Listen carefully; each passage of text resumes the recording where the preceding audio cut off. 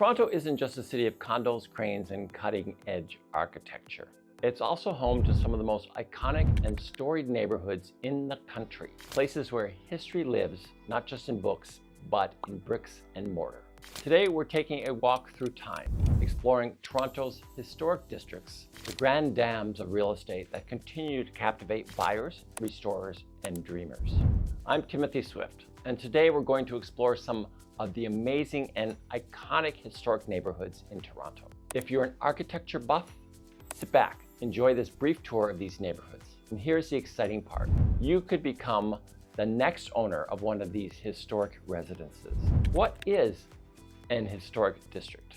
An historic district is more than just old buildings. It's a neighborhood where the architecture, the people, and the stories are all protected and preserved under the Ontario Heritage Act. In Toronto, areas like Cabbagetown, Rosedale, and the Distillery District have earned this designation because of their cultural and architectural importance. Being in a heritage conservation district means certain features like facades, materials, and even trees can't just be altered or demolished. It's about stewardship, and that's what makes these communities so unique.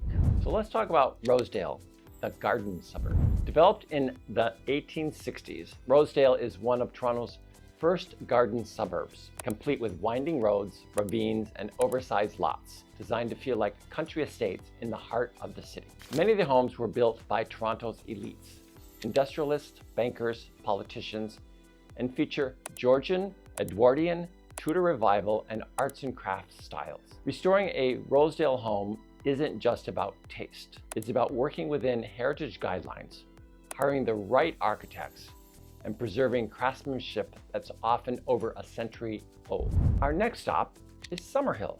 This neighborhood grew up around the old Canadian Pacific Railway station in the late 1800s. It was home to professionals, merchants, doctors, entrepreneurs, and the homes reflect that mix of ambition and charm. You'll find Victorian and Edwardian designs with original brickwork, ornate porches, and leafy lanes. And yes, that stunning LCBO used to be a train station. Today, restoration in Summerhill means respecting materials like original red brick, restoring old fireplaces, and even matching leaded glass windows, all while embracing modern comforts inside. The Bridle Path, mansions of modern nobility. As we head north to the Bridle Path, it may not be as old as Rosedale or Summerhill, but what it lacks in age, it makes up for in opulence. Built up from the 1930s to the 1950s, the Bridle Path was designed for Toronto's elite. Massive mansions on 2 to 4 acre lots, featuring colonial revival, neoclassical, and chateau-inspired designs. Celebrities, CEOs, and even Drake call this area home. And while renovations here may not be about heritage restrictions, they're about vision, scale, and sometimes legacy. So how do homes become heritage in the first place?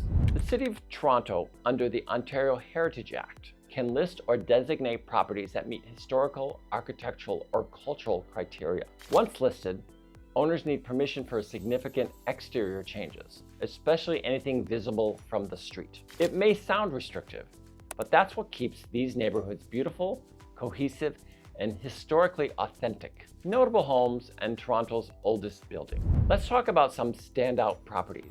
The oldest standing building in Toronto, that would be the Scatting Cabin, built in 1794, now a museum at Exhibition Place.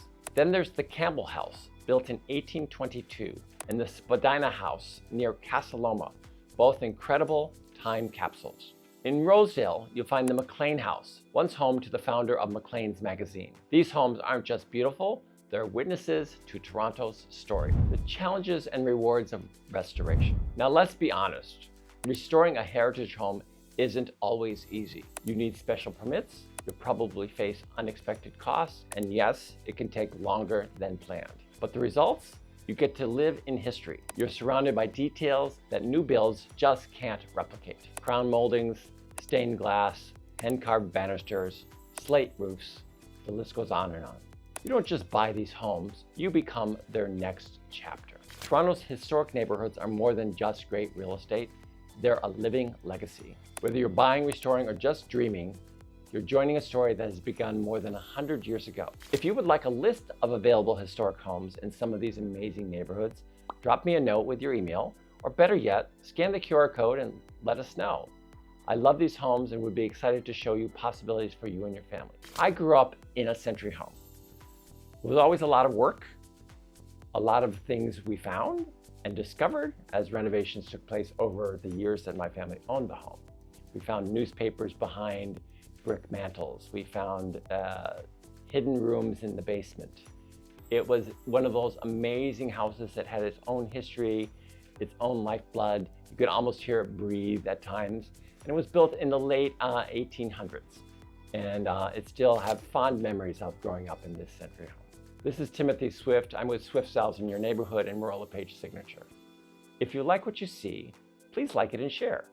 Subscribe to be notified when new videos are posted, and remember our team's motto, everything you didn't expect from a real estate agent. Thanks, and we'll see you next time.